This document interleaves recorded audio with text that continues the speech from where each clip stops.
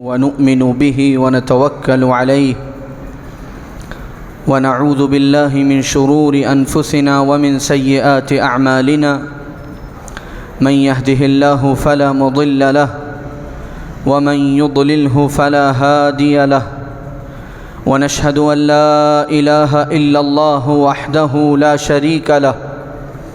ونشهد أن سيدنا ونبينا ومولانا محمدًا عبده ورسوله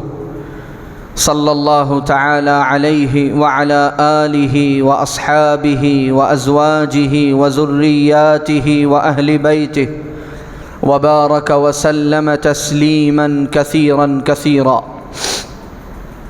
أما بعد فأعوذ بالله من الشيطان الرجيم. أفمن شرح الله صدره للإسلام فهو على نور من ربه فويل للقاسية قلوبهم من ذكر الله أولئك في ضلال مبين. صدق الله العلی العظیم. میرے محترم دوستوں، عزیزوں اور بزرگوں، اس وقت جن مسائل کا ہمارے درمیان سب سے زیادہ تذکرہ ہے اور جو موضوع اس وقت سب سے زیادہ گرم ہے وہ ہماری بہت سی ایمان والی بہنوں کا مختلف وجہوں سے ایمان سے پھر جانا ہے. میں نے اس سے پہلے بھی اس موضوع پر مختصراً اور اشارتاً کچھ گفتگو کی ہے، لیکن آج ارادہ ہے کہ پوری تفصیل کے ساتھ کہ ارتداد کی حقیقت کیا ہے، کتنا سچ ہے اور کتنا جھوٹ ہے، کیا اس کی اصل وجوہات ہیں اور کیا اس کا حل ہے. مجھے معلوم ہے اللہ کا بڑا شکر ہے اور احسان ہے، لوگ بار بار اس کا اظہار بھی کرتے ہیں کہ ہم دور دور سے جمعے کے لیے جو یہاں حاضر ہوتے ہیں، اس کی ایک بڑی وجہ یہ ہے کہ اہم موضوعات پر، سلگتے موضوعات پر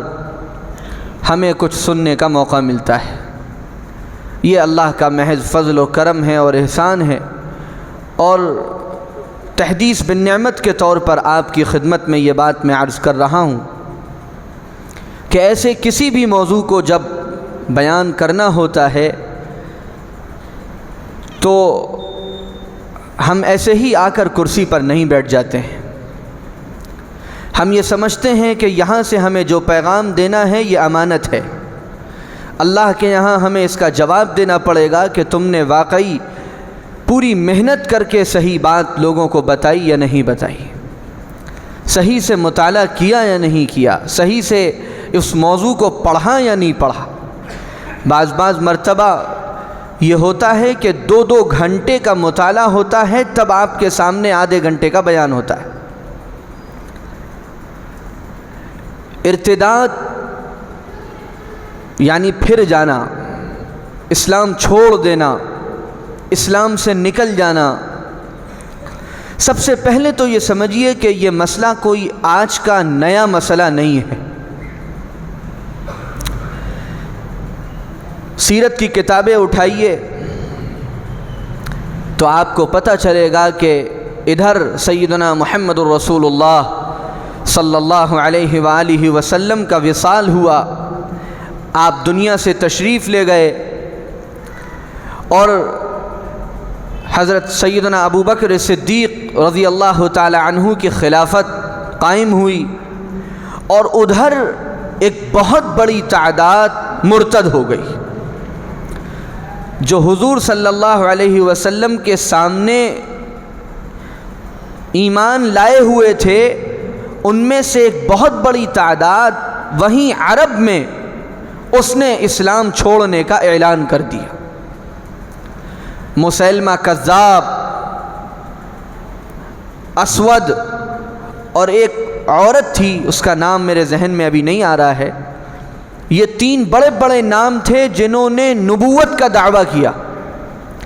اور بہت سارے لوگوں نے اسلام چھوڑ کر نعوذ باللہ ان کی نبوت کو اختیار کر لیا، مان لیا، جھوٹی نبوت کو۔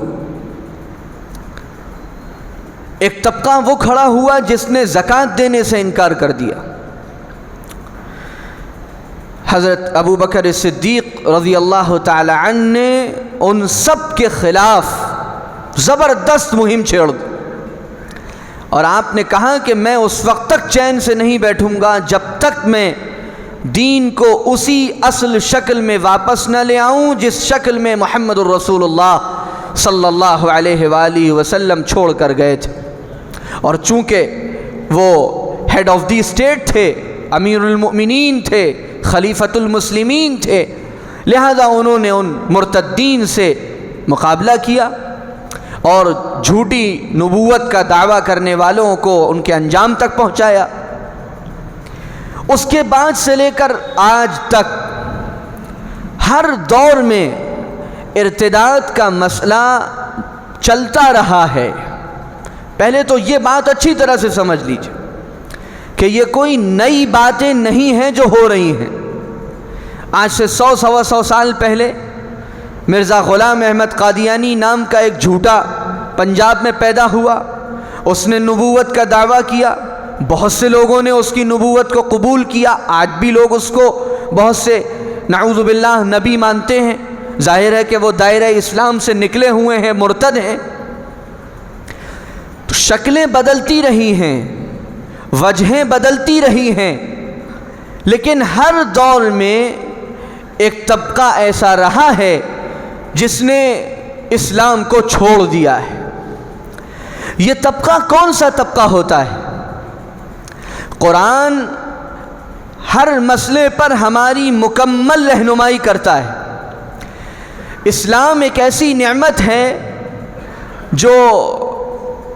آدھے ادھورے دل سے قبول نہیں کی جاتی۔ اللہ تعالیٰ نے قرآن میں فرما دیا افمن شرح اللہ صدرہ للاسلام فہو علی نور من ربہ، وہ لوگ جن کے دلوں کو اللہ نے اسلام کے لیے کھول دیا ہے وہ تو اللہ کی طرف سے ایک زبردست روشنی پر ہیں، زبردست نور کے راستے پر ہیں، اور تباہی ہے ان لوگوں کے لیے جن کے دل اللہ کی یاد کے سلسلے میں سخت ہو گئے۔ گویا اسلام نے ان کے دلوں میں جگہ نہیں بنائی ہے۔ حضور اکرم صلی اللہ علیہ وسلم کے دور میں بھی ایسے لوگ تھے جن کے اسلام اندر تک نہیں اترا تھا۔ قرآن نے سورہ حجرات میں بیان کیا قالت الاعراب آمنا، بہت سے لوگ یہ کہتے ہیں ہم ایمان لے آئے۔ قل، اے نبی آپ کہہ دیجئے ان سے لم تؤمنوا، تم ایمان نہیں لائے ہو، ولکن قولوا اسلمنا، تم یہ کہو کہ ہم نے سرنڈر کر دیا ہے، ظاہری طور پر اطاعت قبول کر لی ہے۔ ولما يدخل الایمان فی قلوبکم، ابھی ایمان تمہارے دلوں میں اندر تک نہیں اترا ہے۔ یہ اس دور میں بھی ایسے لوگ تھے۔ ایک جگہ فرمایا اللہ تعالیٰ نے وَمِنَ النَّاسِ مَن يَعْبُدُ اللَّهَ عَلَى حَرْفٍ، بہت سے لوگ ایسے ہیں جو اللہ کی عبادت کرتے ہیں کنارے کنارے رہ کر، صف میں سب سے پیچھے رہتے ہیں، وہ دنیا کے فائدے کے لیے اسلام اختیار کرتے ہیں۔ فَإِنْ أَصَابَهُ خَيْرٌ اطْمَأَنَّ بِهِ، اگر انہیں اسلام کے ذریعے سے فائدہ ملتا ہے، نفع حاصل ہوتا ہے، ترقیاں ملتی ہیں، عزت ملتی ہے، تو وہ اسلام پر مطمئن ہو جاتے ہیں۔ وَإِنْ أَصَابَتْهُ فِتْنَةٌ، اور اگر انہیں اسلام کے راستے میں کوئی دشواری، کوئی تکلیف، کوئی پریشانی، کوئی مصیبت، اس کا سامنا کرنا پڑتا ہے، انقلب علی وجہہ، تو پھر وہ اسلام سے منہ موڑ لیتے ہیں۔ ارتداد اصل میں جگہ بناتا ہے ایسے ہی دلوں کے اندر جن دلوں میں اسلام کی عظمت، اسلام کی حقانیت، اسلام کی صداقت، اسلام کا اللہ کا دین ہونا، اس پر یقین پختگی کے ساتھ موجود نہیں ہوتا۔ جو رسمی اور نسلی مسلمان ہوتے ہیں، صرف انہوں نے اسلام کو پڑھ کر، سمجھ کر اور اسلام کی حقانیت اور اس کی صداقت کو جان کر اور اس پر یقین کر کے اس کو اپنے سینے سے نہیں لگایا ہوتا۔ جو اس لیے مسلمان ہوتے ہیں کہ ان کے ابا، دادا، پردادا مسلمان تھے، جو اس لیے مسلمان ہوتے ہیں کہ ان کے نام ماجد، خالد، عابد، زاہد اور فلاں تھے،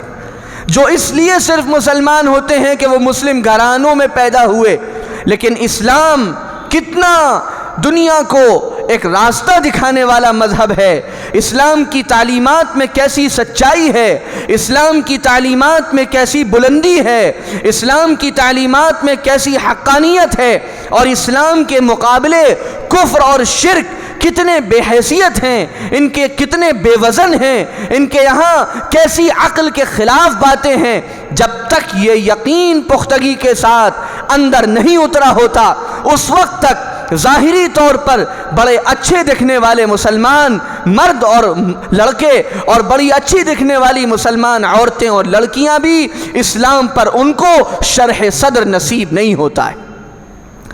وہ بس رسمی طور پر مسلمان ہیں، وہ رسمی طور پر نماز بھی پڑھ رہے ہیں، وہ رسمی طور پر برقع بھی پہن رہی ہیں، وہ رسمی طور پر دیندارانہ حلیہ بھی بنائے ہیں، اسلام اندر نہیں اترا، یقینی معلوم ہی نہیں ہے۔ وہ نماز تو پڑھ رہے ہیں 30 سال سے، 40 سال سے، لیکن انہیں یہ پتہ ہی نہیں ہے کہ وہ نماز کیوں پڑھ رہے ہیں، کیا پڑھ رہے ہیں، اللہ سے کیا مانگ رہے ہیں، کسی بات کا کوئی علم ان کو نہیں ہوتا۔ ایسے مذبذب لوگ پھر جب دنیا کے ماحول میں نکلتے ہیں، اور خاص طور سے ہم اور آپ جس ماحول میں ہیں، اپنے عقیدوں پر کوئی مضبوطی نہیں، اپنے دین کی حقانیت کا کوئی یقین نہیں، ایک رسمی مسلمان پھر وہ جب دیکھتا ہے کہ شرک اور کفر ہر اعتبار سے آگے بڑھ رہا ہے، ہر اعتبار سے ترقی کر رہا ہے، مشرکانہ تہذیب نے پورے ماحول کو اپنی جکڑ میں لے رکھا ہے، ہر جگہ شرک اور شرکیہ تہذیب کا غلغلہ ہے، اس کا شور ہے، تو ظاہر ہے اس کے اوپر ایک رعب پڑتا ہے، وہ متاثر ہوتا ہے، وہ مرعوب ہو جاتا ہے، وہ یہ سمجھتا ہے کہ شاید اسلام میں کچھ مضبوطی نہیں ہے، اسلام کے پاس کچھ دلائل نہیں ہیں، اسلام کے پاس عقل کو اور دماغ کو مطمئن کرنے کی صلاحیت نہیں ہے۔ جبھی تو مسلمان بیچارے اس حال میں ہیں، اور وہ بڑھتے ہوئے شرک اور شرکیہ ماحول کو جب دیکھتا ہے تو اس کی شناعت، اس کی برائی اس کے دل سے نکلتی چلی جاتی ہے۔ اور بھی بہت سی وجہ ہیں جن کو میں انشاءاللہ عرض کروں گا۔ پھر اس کے بعد آج کل جو ایک تیسرا مسئلہ بڑا اہم ہے کہ وہ گھر کے ماحول سے لڑکا یا لڑکی جب نکل کر اداروں میں جاتے ہیں یا کہیں بھی جاتے ہیں اور ایک اختلاط کا ماحول ہوتا ہے، پھر اس میں ان کے بہت سے وہ جذبات جو ان کے عمر کی وجہ سے ان کا فطری طور پر ان کے اندر موجود ہیں، ان جذبات کا سہارا لے کر پھر ان کو اپنی طرف کوئی مائل کرنے کی کوشش کرتا ہے، اور پھر وہ یہ کہتا ہے کہ دیکھو دنیا میں اصل زندگی ہے اچھا انسان بن کر رہنا، سارے دھرم اور سارے مذہب سب ایک ہی راستہ ہے، سب ایک ہی جگہ پہنچتے ہیں، اصل یہ ہے کہ اچھے انسان بن کر ہم رہیں۔ پھر اس میں آدمی چاہے جو مذہب اختیار کر لے، اور پھر بہت سے وعدے اور پھر بہت سے خواب اور پھر آج دن میں تارے توڑ کر لانے کے سارے الفاظ، پھر وہ اس جال میں بری طرح سے پھنسنا، وہ لڑکا ہو یا لڑکی اس میں شروع ہو جاتے ہیں، اور ادھر اندر کوئی مضبوطی نہیں، ہاں حلیہ ہے، صرف برقع ہے، دوپٹہ ہے، داڑھی ہے، کرتا ہے، پاجامہ ہے، لیکن ایمان اندر نہیں ہے، مضبوطی نہیں ہے، عقیدے کی پختگی نہیں ہے، اللہ پر یقین نہیں ہے، توحید کی حقانیت نہیں ہے، شرک کی شناعت نہیں ہے۔ جب یہ سب نہیں ہوتا اور باہر سے یہ سارے مسائل پیدا ہوتے ہیں تو پھر ذرا بھی دیر نہیں لگتی کسی کو بھی کوئی اور راستہ اختیار کرنے میں۔ یہ ایک سچائی ہے، لیکن یہاں پر بھی میں اس بات کی وضاحت آپ کے سامنے پورے مطالعے کے بعد، تجزیے کے بعد، تحقیق کے بعد عرض کر دوں کہ یہاں پہ بھی ہم لوگ دو غلط فہمیوں میں مبتلا ہیں۔ ایک غلط فہمی وہ ہے جو میڈیا اور سوشل میڈیا پر بہت زیادہ پھیلائی جا رہی ہے، اور جس میں یہ کہا جا رہا ہے کہ 8 لاکھ، 10 لاکھ، 12 لاکھ، یہ بالکل جھوٹی اور فرضی تعداد۔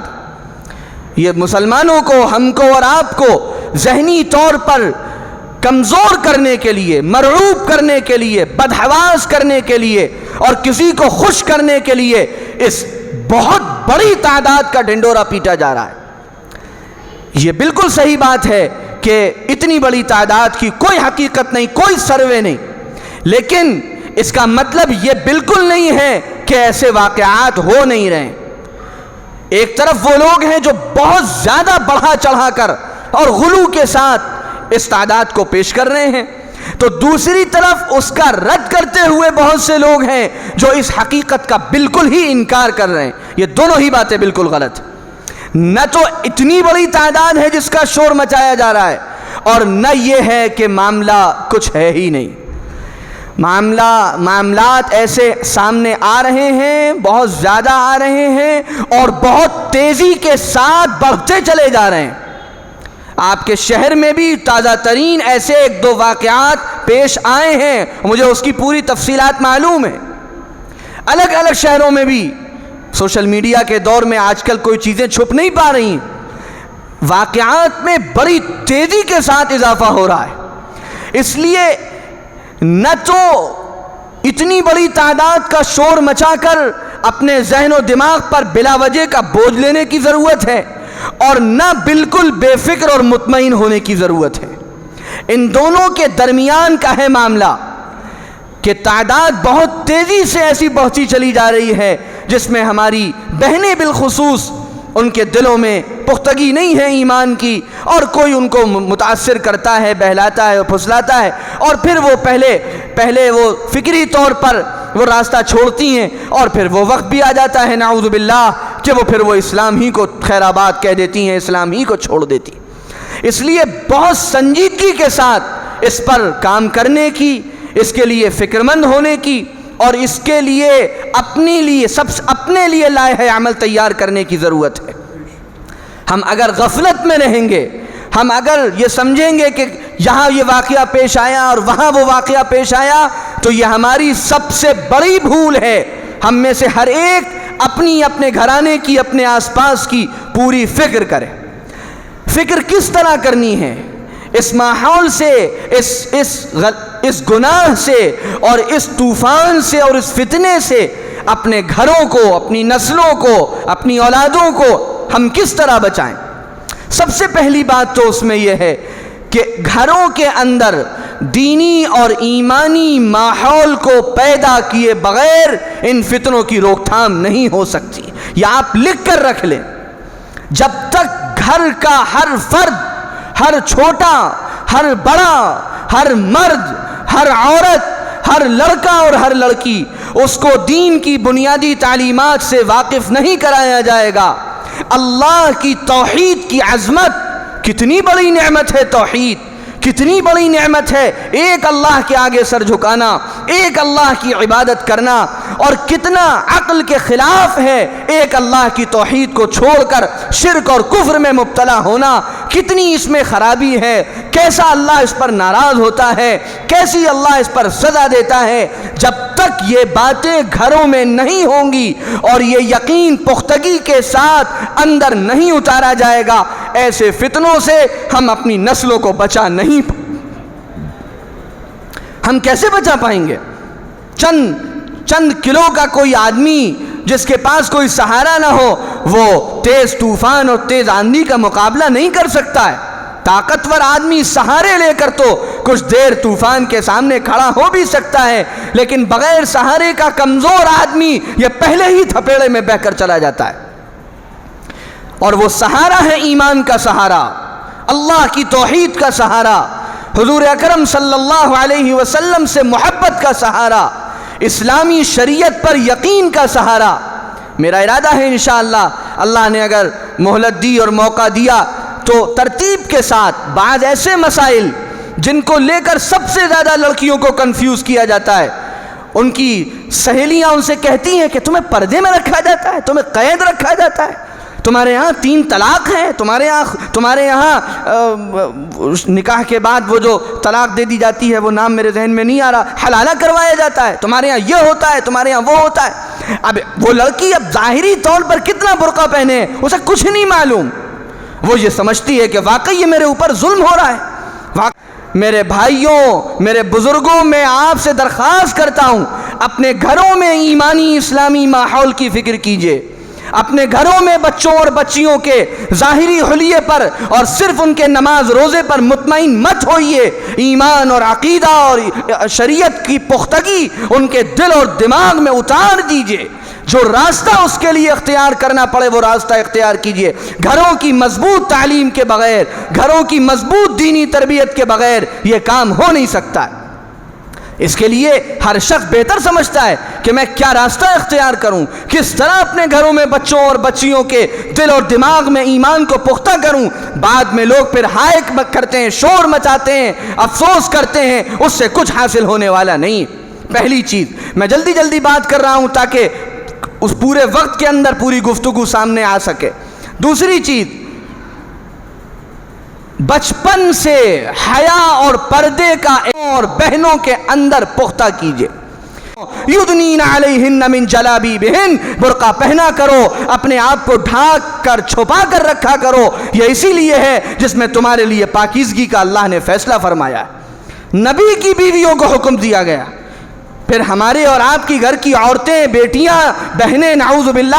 باللہ کہ عائشہ، فاطمہ، خدیجہ ان سے زیادہ پاک دامن ہیں، ان سے زیادہ محفوظ ہیں، ان سے کہا گیا تھا کہ اے نبی کی بیویوں، کوئی آپ سے کوئی چیز مانگے پردے کے پیچھے سے مانگے، سامنے آ کر مانگنے کی ضرورت نہیں ہے۔ اور دیکھو، نرم نبو لہجے میں بات مت کرنا، بلکہ جب بھی کسی مرد سے بات کرنے کی نوبت آئے تو ایسے بات کرنا کہ وہ مرد چوکنا ہو جائے کہ یہ کوئی شریف عورت ہے، یہ کوئی شریف گھرانے کی بچی ہے، یہ کبھی ہم سے نرم لب و لہجے میں ایسے بات نہیں کرے گی کہ کسی مرد کو کوئی اندیشہ ہو فتنے کا، کسی مرد کے ذہن و دماغ میں کوئی خیالات آئیں۔ یہ تہذیب و تمدن قرآن میں ہم کو سکھایا گیا، ہم نے اس کے جنازے نکالے، ہم نے اس کو اپنے گھروں سے نکال کر رخصت کیا، اور آج ہم حالات کا رونا رو رہے ہیں، اور آج ہم مسائل پر شکوہ کر رہے ہیں۔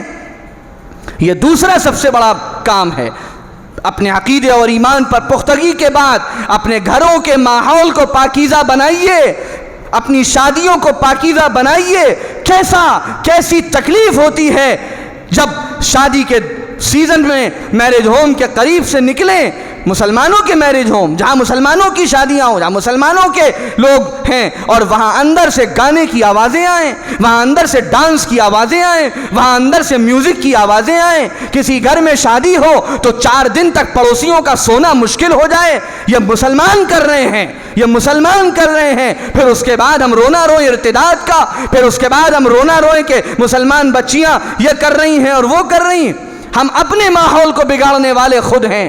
پہلے ہم نے غلطیاں کی ہیں، ہم نے اسلامی کلچر چھوڑا ہے، ہم نے اسلامی تہذیب چھوڑی ہے۔ تیسرا سب سے اہم کام، تعلیم حاصل کرنا مردوں، عورتوں، لڑکوں، لڑکیوں سب کے لیے ایک ضروری کام ہے۔ اس دور میں تعلیم کے بغیر کوئی نہیں۔ دینی تعلیم حاصل کرنا تو فرض ہے، ضروری، یہ تو فرض ہے۔ اور دنیاوی تعلیم جسے کہا جاتا ہے اس کو حاصل کرنا بھی اس وقت کی بڑی ضرورت ہے، اس وقت کی بڑی ضرورت ہے۔ کوئی عالم، کوئی مولانا یہ فتویٰ نہیں دیتا کہ ہم اپنی بہنوں کو، بچیوں کو تعلیم کے میدان میں پیچھے رکھیں، لیکن اللہ کا فضل ہے، الحمدللہ۔ میں اس بات پر اللہ کا جتنا شکر ادا کروں کم۔ اب ان حالات کو دیکھ کر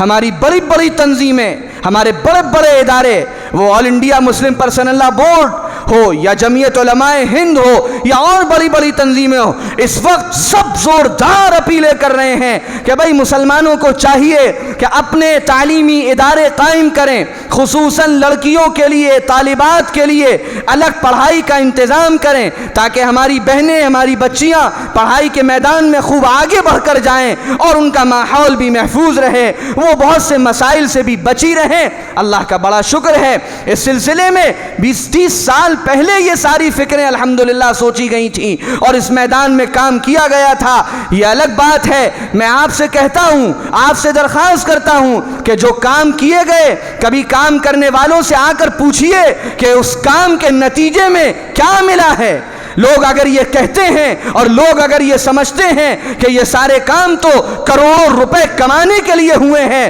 تو خدا کی قسم کبھی آپ آ کر 10 منٹ دیجئے اور پوچھئے کہ کس طرح خون پسینہ لگا کر اور کس طرح اپنے ارمانوں کو دفن کر کے یہ کام کھڑے کیے گئے، اور اس کے نتیجے میں ہم کوئی صلہ تو چھوڑیے، اتنے پر ہی خوش ہو جائیں گے کہ لوگ گالیاں نہ دیں، اتنے پر ہی خوش ہو جائیں گے کہ لوگ بددعائیں نہ دیں، اتنے پر ہی خوش ہو جائیں گے کہ لوگ جھوٹے اور بکواس پروپیگنڈے نہ کریں۔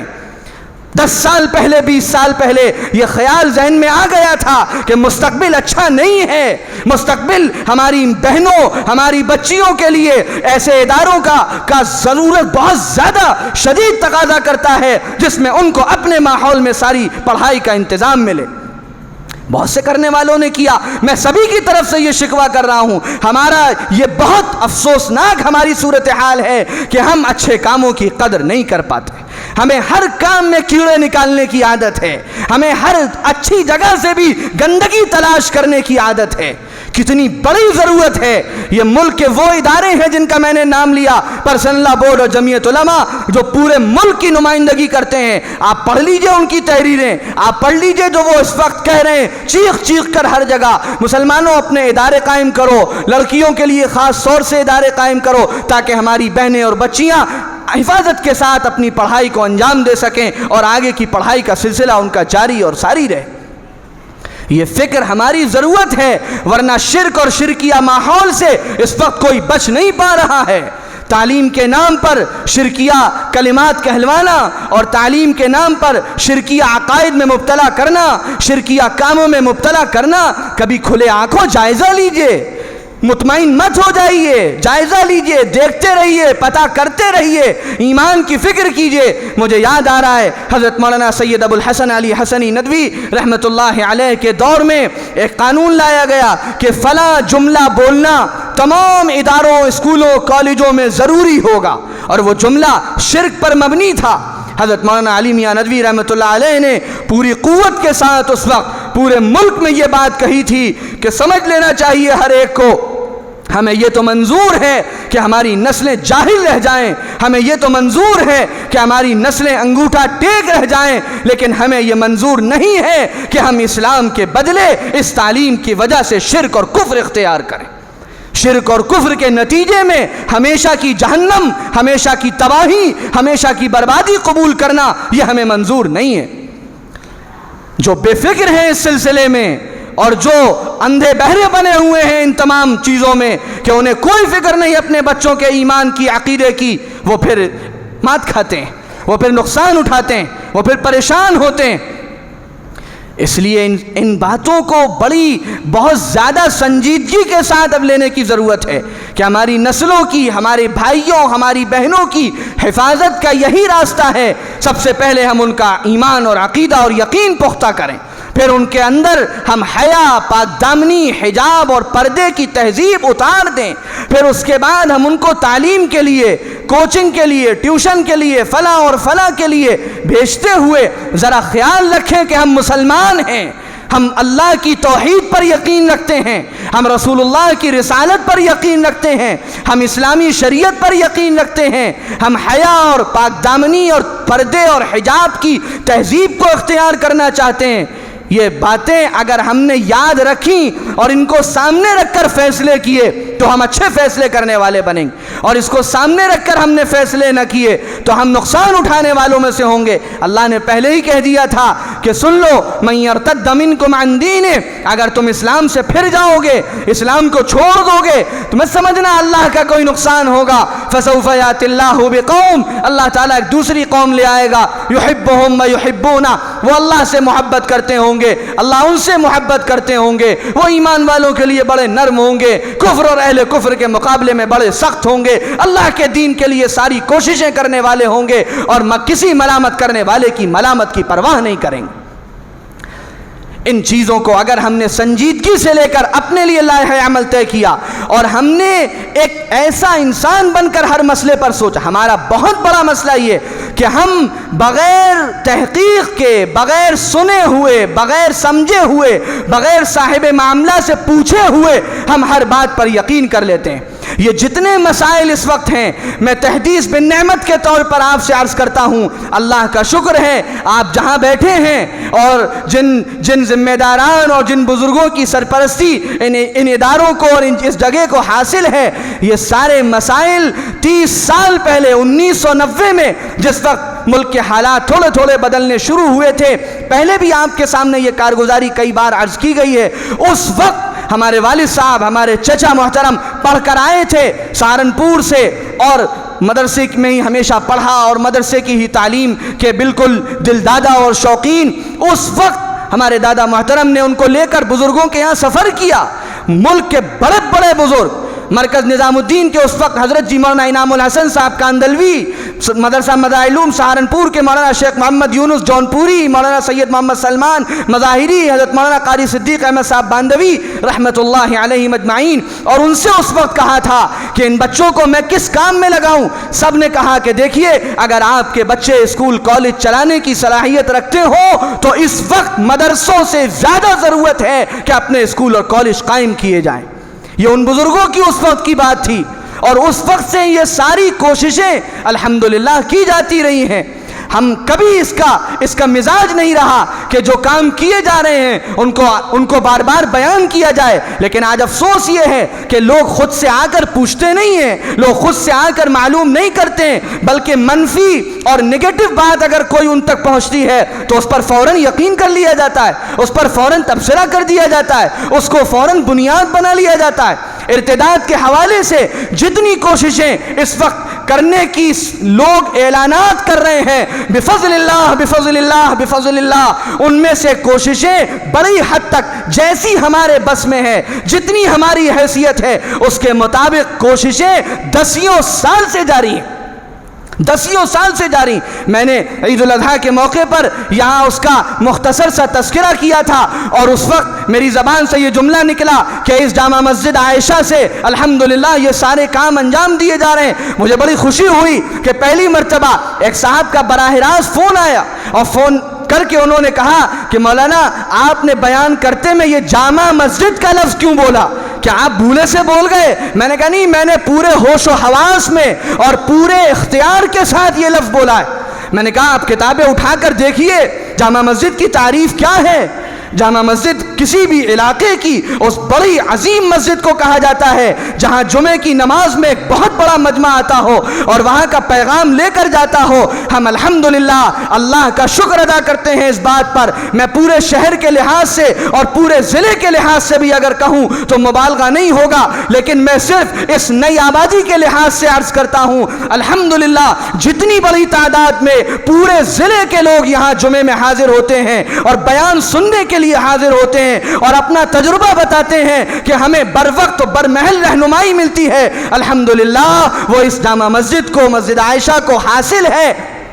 جتنے کام مسلمانوں کی اجتماعی اور ملی ذمہ داری کے ہونے چاہیے، اللہ کا فضل ہے. جہاں تک مدرسے کی بات ہے، عربی مدرسہ بہترین پیمانے پر اللہ کا شکر ہے چل رہا ہے. ہر سال یہاں کے طلباء مظاہر علوم سہارنپور میں داخلہ لے رہے ہیں، دارالعلوم دیوبند میں داخلہ لے رہے ہیں. اس سال بھی طلباء ان اداروں میں پہنچے ہیں. عربی درجات کا مدرسہ بھی یہاں چل رہا ہے، حافظہ بھی یہاں ہو رہا ہے، ناظرہ بھی یہاں چل رہا ہے، اور عصری ادارے بھی مسجد سے متصل حاصل ہی اسکول کی بھی بڑی عمارت موجود ہے بچیوں کی رہنمائی کے لیے اور بچیوں کو دینی تربیت دینے کے لیے۔ اسلامک سینٹر 10 سال سے 12 سال سے جو کام کر رہا ہے، ہزاروں لڑکیاں وہاں آ کر پڑھ رہی ہیں، دین سیکھ رہی ہیں، اسلامی تہذیب اختیار کر رہی ہیں، بے پردگی چھوڑ کر پردے پر آ رہی ہیں۔ یہ سارے کام بفضل اللہ کسی سے ڈھکے چھپے نہیں ہیں۔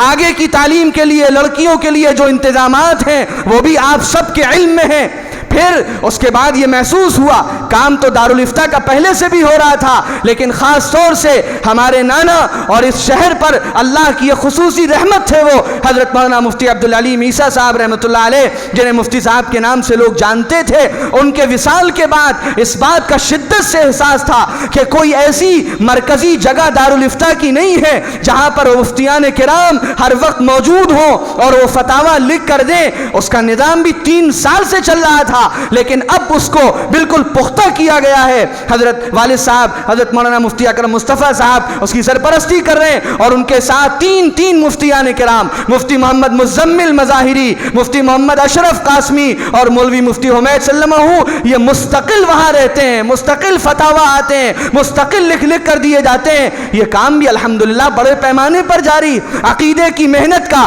کہ ہمارے وہ نوجوان طلبہ جو اسکولوں میں پڑھ رہے ہیں، جو کالجوں میں پڑھ رہے ہیں، جو یونیورسٹیز میں پڑھ رہے ہیں، یہاں تک کہ جو میڈیکل کالج میں پڑھ رہے ہیں، آپ سے میں اسی لیے کہتا ہوں تشریف تو لائیے، کبھی کچھ وقت تو دیجئے، کبھی کچھ دیر آ کر بیٹھیے، پوچھیے، ہمیں بتائیے کہ کیا کیا کام ہے، کیا کیا ضرورتیں ہیں۔ افراد کی بھی ضرورت ہے، ہر اعتبار سے وسائل کی ضرورت ہے۔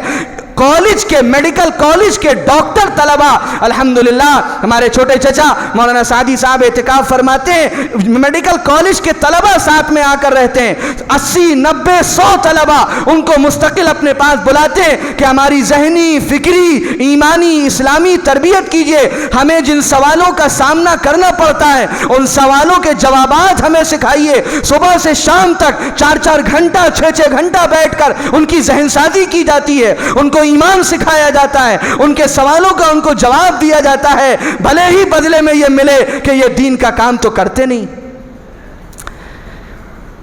اللہ کا فضل ہے، ذالک فضل اللہ یؤتیہ من یشاء، اللہ کا فضل ہے، اللہ کا احسان ہے۔ تزکیہ، تربیت، بیعت و استرشاد، یہ ایک پورا میدان ہے۔ الحمدللہ ہمارے دادا مدظ اللہ العالی جب تک صحت یاب رہے اس میدان میں کام ہوتا رہا۔ اب ان کے بعد حضرت مولانا آدم مصطفیٰ صاحب کی مسلسل مجلس جاری، جن کو دادا محترم کے علاوہ حضرت شیخ مولانا محمد یونس صاحب جونپوری رحمۃ اللہ علیہ جو وقت کے امام المحدثین تھے، ان سے اجازت بیعت حاصل ہوئی۔ پھر مولانا منیر احمد صاحب جو بمبئی کالینہ کے، ان سے اجازت بیعت حاصل ہوئی۔ اس سلسلے میں بھی کام ہو رہا، سارے کام اسی مسجد کے احاطے سے ہو رہے ہیں، اور پھر تبلیغ کا مرکز تو 25-30 سال سے بنا ہوا ہے۔ ان سب کے بعد بھی لفظ جامع مسجد پر کوئی اعتراض سوال ہی نہیں پیدا ہونا چاہیے۔ لیبر کالونی کی جامع مسجد عرصے سے جامع مسجد ہے، شہر کا وہ ایک پورا حصہ ہے اور وہ اس کی جامع مسجد ہے، کبھی نہ کسی کو سوال پیدا ہوا نہ اشکال پیدا ہوا۔